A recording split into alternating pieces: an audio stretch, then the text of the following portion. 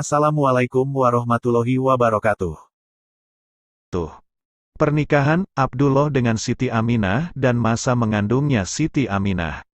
Abdullah adalah salah seorang anak Abdul Muthalib yang paling dicintainya.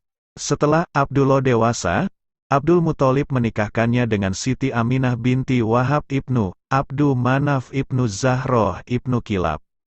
Pada saat itu usia Abdullah mencapai 18 tahun, dan Aminah merupakan wanita Quraisy yang paling utama nasab dan kedudukannya. Abdullah mulai bercampur dengan Siti Aminah. Tidak berapa kemudian Siti Aminah mengandung Rasulullah Shallallahu Alaihi Wasallam. Ketika masa mengandung Siti Aminah mencapai 2 bulan, Abdullah meninggal dunia dan dikebumikan di Madinah di tempat paman-paman dari pihak ibunya sendiri, yaitu Bani Adi ibnu Najjar. Pada mulanya ia berniat melakukan misi dagang ke negeri Syam. Akan tetapi ketika ia kembali dari negeri Syam dan sampai di Madinah, maut menjemputnya. Setelah masa mengandung dijalani, Siti Aminah akhirnya melahirkan. Seluruh semesta alam merasa gembira dengan kelahiran bayi yang mulia ini, yang kelak akan menyiarkan ke seluruh dunia norma-norma etika dan akan menyempurnakan akhlak yang mulia. Pada hari Senin pagi tanggal 12 Rabiul Awal bertepatan dengan tanggal 20 April tahun 571 Masehi. Peristiwa ini bertepatan pula dengan peristiwa Al-Fil atau tentara bergajah. Peristiwa ini dipenuhi dengan kejadian yang menakjubkan. Rabiul Awal merupakan salah satu bulan teristimewa dalam kalender Hijriah karena di bulan itu lahir manusia agung, Nabi Muhammad Shallallahu Alaihi Wasallam.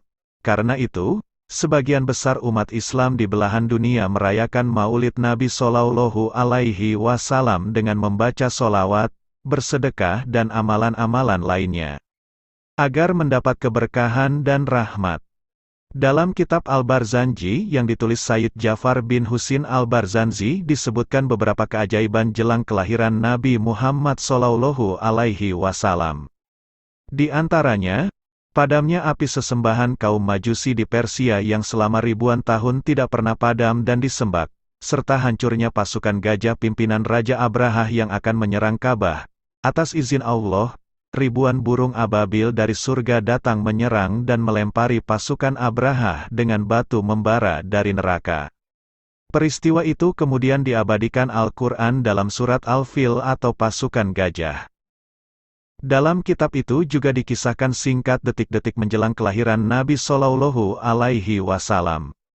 Memasuki bulan ke-9 kehamilan Sayyidah Aminah saat hari-hari kelahiran Nabi Muhammad Shallallahu Alaihi Wasallam sudah semakin dekat, Allah Subhanahu wa Ta'ala semakin melimpahkan bermacam-macam anugerahnya kepada Sayyidah Aminah, mulai tanggal 1 hingga malam tanggal 12 Rabiul Awal malam kelahiran Al-Mustafa Muhammad Shallallahu Alaihi Wasallam. Pada malam pertama, Allah Subhanahu wa Ta'ala melimpahkan segala kedamaian dan ketentraman yang luar biasa sehingga Sayyidah Aminah merasakan ketenangan dan kesejukan jiwa yang belum pernah dirasakan sebelumnya. Pada malam kedua, datang seruan berita gembira kepada ibunda Nabi Muhammad Shallallahu Alaihi Wasallam yang menyatakan dirinya akan mendapati anugerah yang luar biasa dari Allah. Pada malam ketiga, datang seruan memanggil Aminah yang mengabarkan sudah dekat kelahiran Nabi mulia. Pada malam keempat, Sayyidah Aminah mendengar seruan beraneka ragam tasbih para malaikat secara nyata dan jelas. Pada malam kelima, Sayyidah Aminah mimpi bertemu dengan Nabiullah Ibrahim alaihi salam. Pada malam keenam, Sayyidah Aminah melihat cahaya Nabi Muhammad Shallallahu Alaihi Wasallam memenuhi alam semesta. Pada malam ketujuh, Sayyidah Aminah melihat para malaikat silih berganti saling berdatangan mengunjungi kediamannya membawa kabar gembira sehingga kebahagiaan dan kedamaian semakin memuncak. Pada malam kedelapan, Sayyidah Aminah mendengar seruan memanggil di mana-mana. Suara tersebut terdengar dengan jelas mengumandangkan, "Berbahagialah wahai seluruh penghuni alam semesta, telah dekat kelahiran Nabi Agung, kekasih Allah pencipta alam semesta." Pada malam ke-9, Allah Subhanahu wa Ta'ala semakin mencurahkan rahmat kasih sayang kepada Sayyidah Aminah sehingga tidak ada sedikit pun rasa sakit, sedih, susah, dalam jiwa Sayyidah Aminah. Pada malam ke-10, Sayyidah Aminah melihat tanah Taif dan Mina ikut bergembira menyambut akan kelahiran Nabi Muhammad Shallallahu Alaihi Wasallam. Pada malam ke-11, Sayyidah Aminah melihat seluruh penghuni langit dan bumi ikut bersuka cita menyongsong kelahiran Sayyidina Muhammad Shallallahu Alaihi Wasallam. Malam detik-detik kelahiran Nabi Muhammad Shallallahu Alaihi Wasallam, tepat tanggal 12 Rabiul Awal di sepertiga malam. Di malam ke-12 ini langit dalam keadaan cerah tanpa ada mendung sedikit pun. Saat itu, Abdul Muthalib, kakek Nabi Muhammad Shallallahu Alaihi Wasallam, sedang bermunajat kepada Allah Subhanahu wa Ta'ala di sekitar Ka'bah. Sayyidah Aminah yang sedang menunggu kelahiran sang Nabi dikejutkan dengan kehadiran 4 perempuan mulia, yakni Siti Hawa, Siti Sarah, Siti Asiyah, dan Siti Maryam. Mereka menyampaikan kabar gembira kepada ibunda Nabi. Di malam itu, seluruh alam raya bergembira dan bersolawat dengan bahasa dan cara yang berbeda-beda. Kelahiran Nabi Muhammad Shallallahu Alaihi Wasallam berlangsung di rumah Abu Thalib, yaitu di perkampungan Bani Hashim.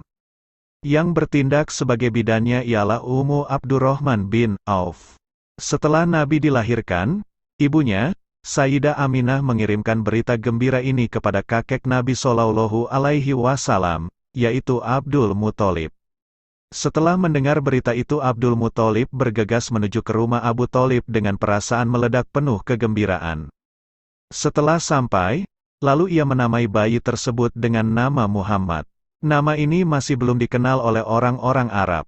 Akan tetapi rupanya Allah berkehendak untuk melangsungkan apa yang telah dikehendakinya sesuai dengan berita yang telah disebutkan di dalam kitab-kitab para nabi terdahulu, seperti kitab Taurat dan Injil. Allah memberikan ilham kepada kakek Nabi Muhammad Shallallahu Alaihi Wasallam. Hendaknya ia melaksanakan perintahnya ini, yaitu memberikan nama tersebut kepada bayi yang baru dilahirkan itu. Wanita pertama yang mengasuh Nabi Muhammad Shallallahu Alaihi Wasallam sewaktu ia masih bayi adalah Ummu Aiman. Nama aslinya adalah Barokah Al-Habsyah, hamba sahaya perempuan ayahnya, Abdullah. Wanita pertama yang menyusukannya adalah Suwaibah, hamba sahaya perempuan pamannya, Abu Lahab. Wallahu alam.